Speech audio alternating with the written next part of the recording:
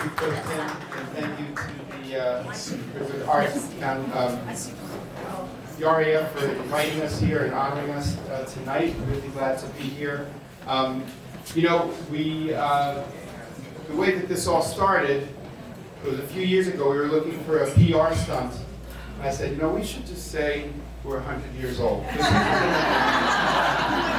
And so John and I decided to go take a walk over to the public library and look through some yearbooks, and we actually spent many hours over at the library and found out that indeed this was our 100th year anniversary. So this was like 5 years ago, and now we have to wait 5 years. But John's gonna actually start the program off, but before I give the mic to him,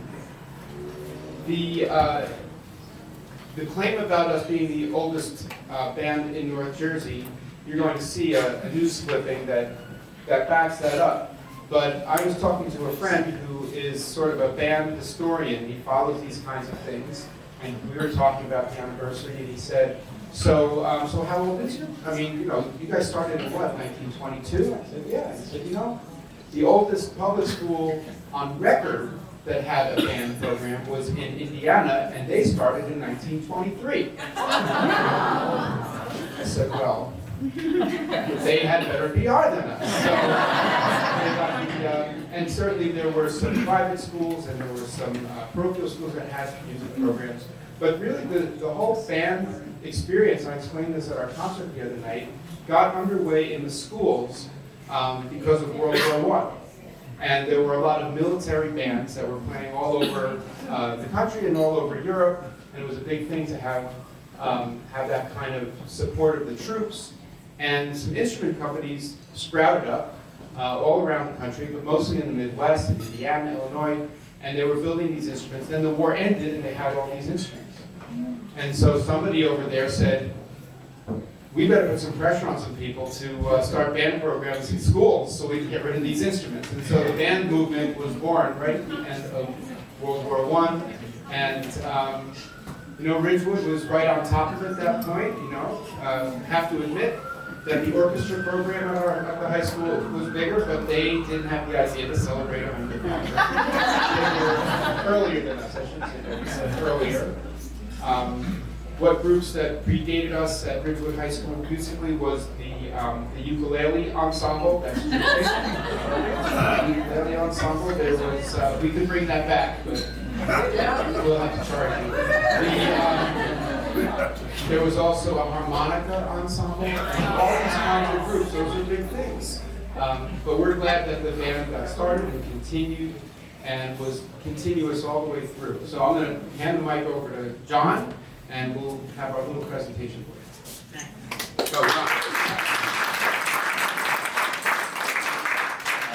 First, I'd just like to also thank RAF for honoring us this evening, and it's nice to see so many people who are, you know, are or have been involved in the band program, the music program, and supporting us in a variety of ways throughout the year and throughout the years, and just helping, you know, it doesn't run itself, and you know, we need a lot of help to do that. So it's nice to have a lot of you here in support of that, and you know, being with us as we make our way through the years. When we went to the library and searching through the yearbooks, we finally, let me see where we need to get the presentation back to slide 2. I don't know if we can, do we have control over that? Chris?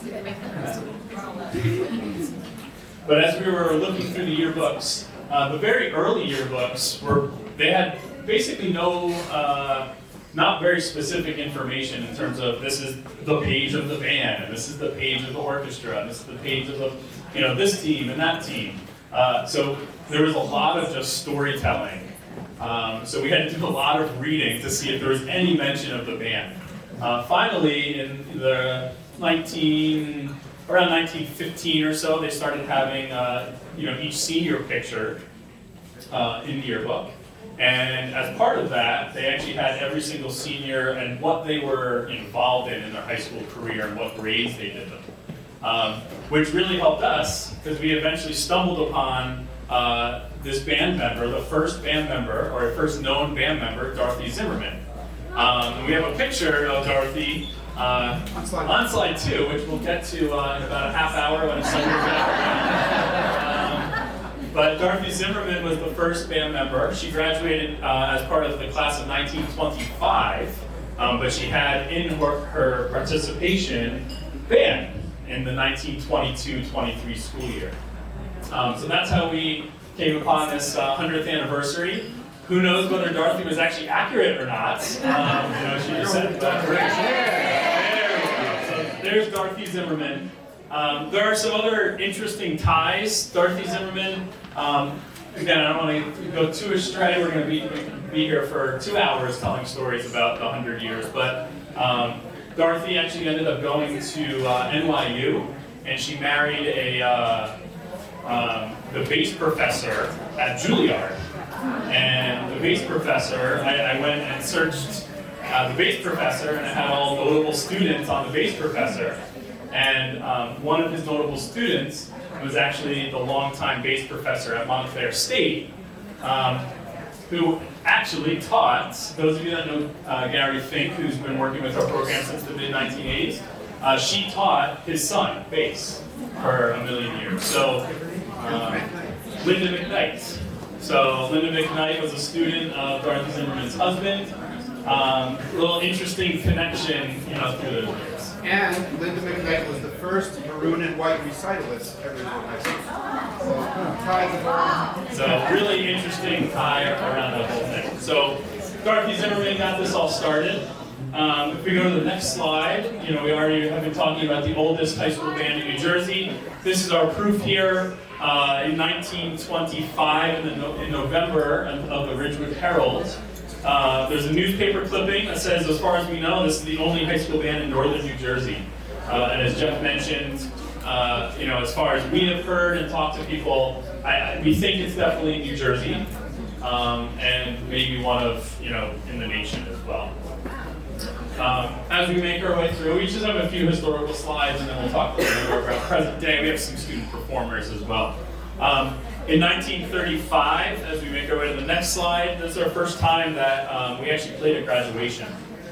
So the orchestra played at graduation before the band, and in 1935, the band program took over graduation. A little technical difficulties. It's all good. What's fun about this picture, once you can see it in the bottom right-hand corner, you should hit enable editing up there.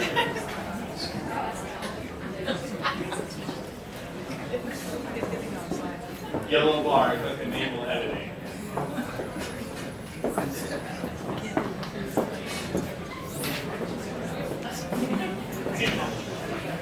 You are making sure the PowerPoint.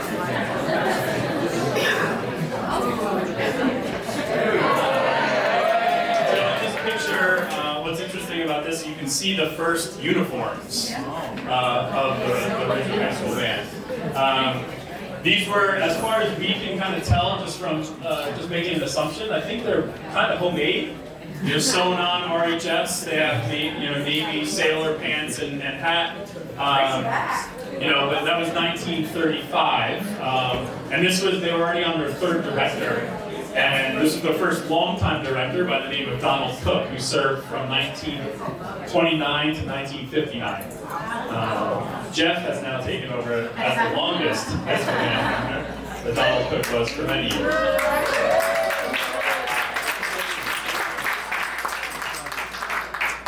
The next historical moment on the next slide was the starting of the Willow Club, which is now the present-day jazz ensemble. So they used to call themselves the Willow Club.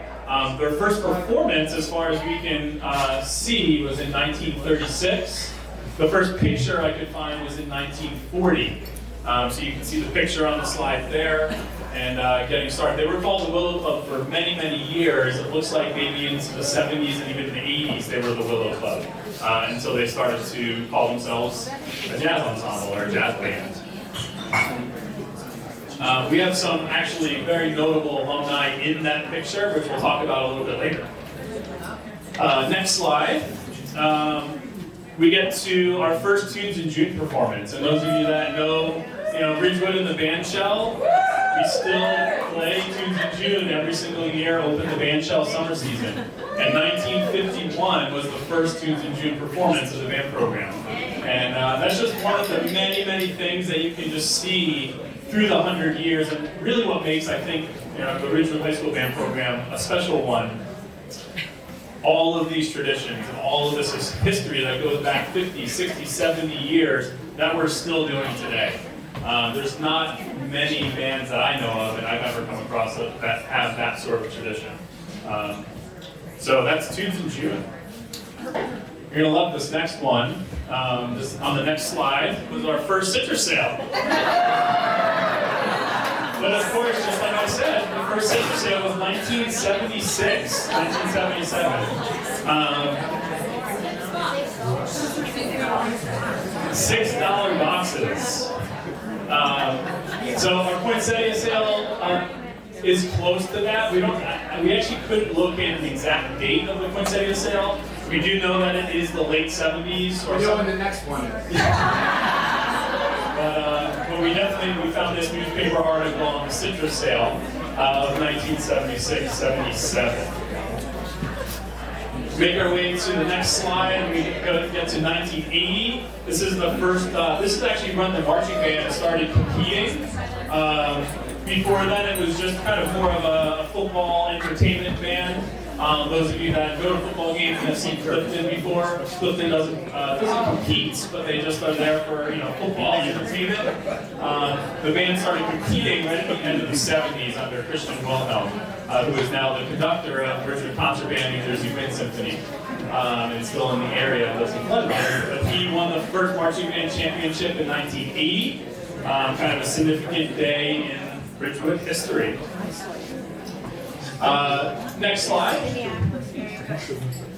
We have establishing the look of the band. I talked about in 1935 the first uniforms. 1936 they actually purchased their first uniforms. So I know it's a little small to see, but you can see their uniforms up there in the upper left-hand corner.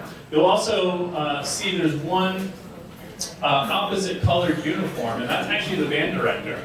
So the band director used to wear a uniform. We do not anymore. Don't get that idea. That has turned into kind of the drum major position. Right? So that it started with the band director having the opposite color, and now it's the drum majors as part of that. And you'll see as you make your way through, the uniform, I put 1953, that was the year that they got the uniforms that actually look very similar to what we have present day. And again, that's another link to history that we have that not a lot of marching bands really have. As we're marching onto the field, you know that that's Ridgewood. You see that, and even alumni who have gone through the program, they wore a very similar uniform for, now 30, 40 years. In 1963, they did change their uniforms for a few years. Kind of went to more of a private school uniform-ish look. But then they quickly, I don't have the exact year on this slide, but in the early 70s is when they switched back to kind of that present day uniform there. Next slide. Skipped a few. One more back. There we go. One of the really interesting things going through this whole process, I was like personally determined to find all of the band directors. I thought it would be really interesting to trace the band director lineage. And there's 13 band directors in the 100-year history. I'm lucky number 13, there we go. But the band was started by Helen Greenlaw back in 1922, who was the music supervisor. We had Helen Greenlaw, then Florence Waller, and then it went to Donald Cook, who was that longtime band director. You'll see a lot of names that are really in Ridgewood history, which again is another link to everything. We got Warren Grimm and John Lochner, Murray Colosimo, the campus center is named after this name Christian Wilhelm. And now, of course, like I mentioned, Jeff is now the longest running band director in Ridgewood history.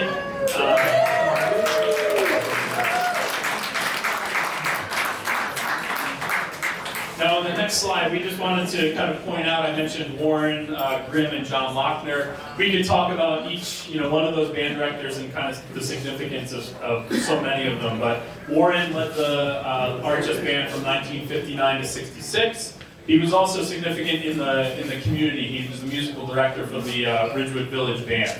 And they played a full concert summer series at the Shell every summer. John Lochner had many stints as the band director. He kind of did many things throughout the district. He was the orchestra director, the band director, then back to the orchestra director, then the supervisor, then the band director again. He kind of filled in multiple times. But he won the 1985 Ashby Award recipient, which is given to a teacher every year at the beginning of the year, and he was also the conductor of the Ridgewood Symphony Orchestra. So, founded the Ridgewood Symphony Orchestra. So, we have many links to some significant names in the community that led the program, which I think is another, again, great historical tradition that we are lucky enough to have in the program. At this point, the second half of our presentation is kind of present day and where we are today. But before that, we have wonderful students here. We have a little jazz group to play a tune for you, representing 100 years.